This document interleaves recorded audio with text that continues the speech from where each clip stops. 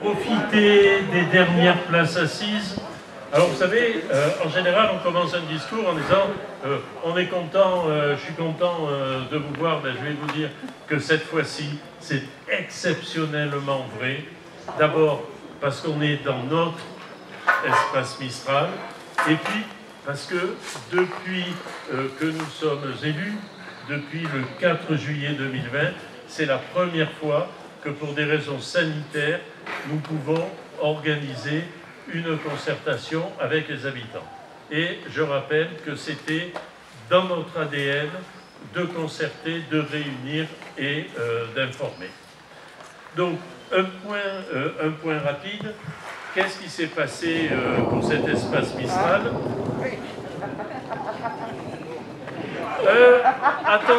Attendez un petit moment.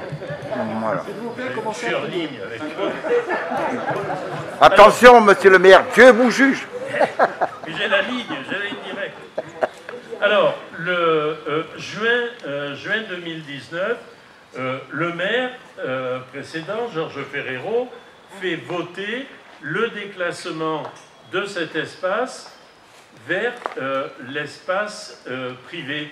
Parce qu'évidemment, quand c'est l'espace public, c'est inaliénable, on ne peut pas vendre. Quand c'est l'espace privé de la commune, on peut vendre. Cette décision est immédiatement attaquée parce que, tout simplement, alors que le déclassement avait été annoncé parce que l'espace était dangereux, on s'aperçoit qu'en juillet, l'espace est utilisé. Donc prudemment, le maire retire son déclassement et on se retrouve au 4 décembre 2020. 4 décembre 2020, le déclassement est voté ainsi que l'autorisation pour le maire de signer une promesse de vente. Et le 4 mars, donc là, le 4 mars, on est à 11 jours du premier tour des élections et on est à une semaine d'un conseil municipal. Et le 4 mars, le maire de l'époque, à moi, ne signe pas une promesse de vente, il signe une promesse d'achat, tout simplement parce que il y a sans doute des techniciens ou des gens de métier qui se sont aperçus qu'à l'époque, en 92, la région avait donné une subvention d'1 million de francs à la commune pour en faire une école. Je vois qu'il y a la directrice de l'époque qui est par là. Et évidemment, pas pour le vendre à privé. Alors, on la trouve assez saumâtre, parce que 4 mars, il signe une promesse d'achat, et le 11 mars, conseil municipal, rien. Donc, on arrive à l'étape suivante, c'est le 22 juin. Le 22 juin, on est à 6 jours de l'élection du premier tour, et le maire signe un permis de construire. Signe le permis de construire. Donc, 4 juillet, nous sommes élus, et on hérite du bébé, on hérite du dossier.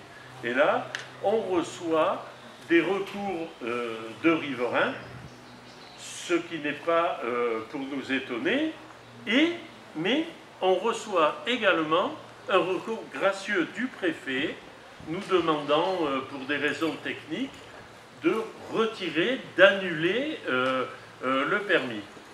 Donc, le 11 septembre, nous retirons le permis de construire. Et depuis, cette décision aurait pu être attaquée au tribunal administratif par le promoteur. Il n'en a rien été. Le promoteur aurait pu déposer un nouveau permis de construire. Il n'en a rien été. Et on se retrouve au 7 mai, qui est une des dates. Alors, je vous fais grâce, la promesse d'achat faisait 32 pages. Et il y avait la date du 7 mai où la commune devait lever une option pour vendre. Nous, il ne s'est rien passé. On n'a aucune raison de lever cette option. Donc, depuis le 7 mai, l'espace Mistral est revenu, non pas dans l'espace public, bon, mais il n'est plus à vendre, il est revenu au Bossétan. Donc,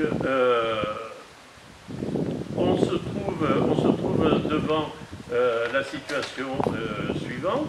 On peut maintenant lancer une concertation comme nous étions engagés, et pour nous c'est une grande satisfaction parce que ce projet avec des magasins, des logements ne correspondait pas du tout à ce que voulaient les Bossétans, surtout que vous le savez pas, nous sommes officiellement à 9 936 habitants, c'est-à-dire, ou 964, donc on est à 10 000, et que avec la politique que nous allons être obligés, que nous sommes obligés de mener en termes de logements sociaux, donc je ne vais pas ce soir faire un débat sur la politique des logements sociaux, mais il faudra à un moment, maintenant qu'on peut se réunir, bien poser les problèmes.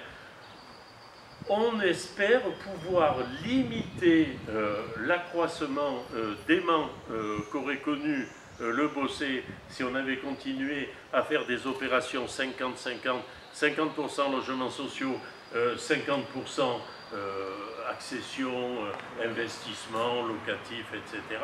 On serait arrivé à un Bossé de 20 000 habitants. Avec la stratégie qu'on met en place, on en parlera à un autre moment, on espère sur 10-15 ans limiter et arriver à un Bossé d'à peu près 13 000 habitants.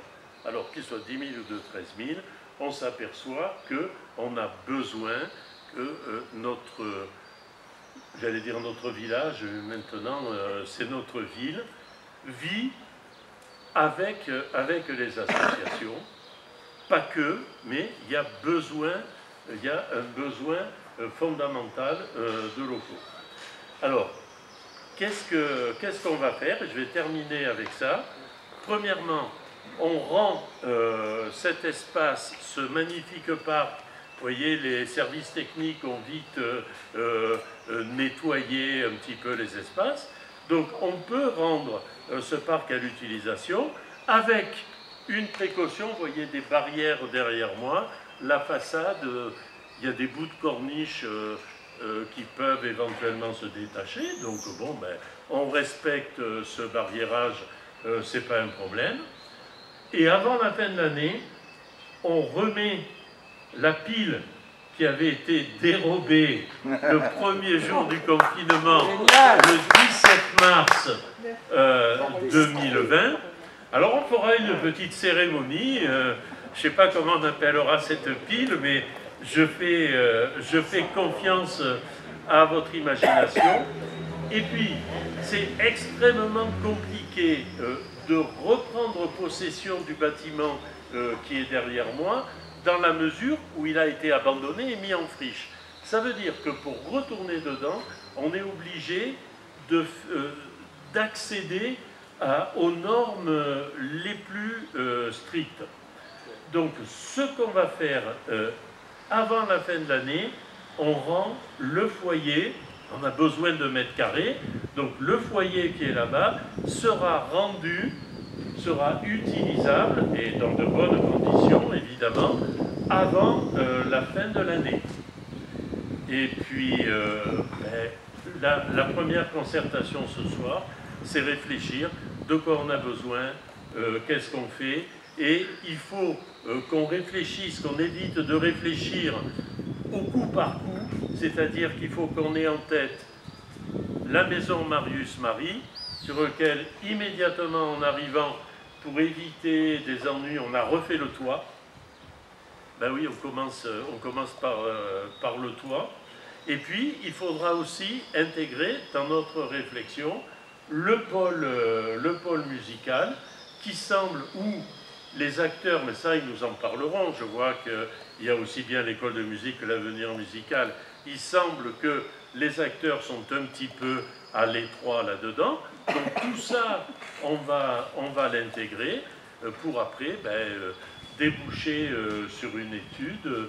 Et pour cette étude, j'espère fortement qu'on sera soutenu grâce à notre programme Petite Ville de demain, qui prendra effectivement corps le 5 juillet, quand il y aura signature de la convention d'adhésion entre le préfet, le président de Sud-Sainte-Baume et moi-même, le maire de la commune.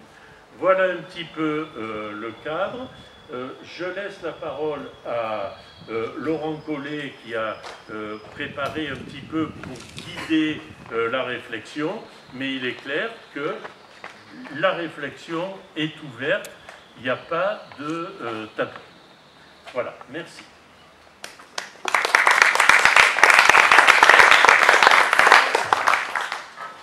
Bonsoir. Donc oui.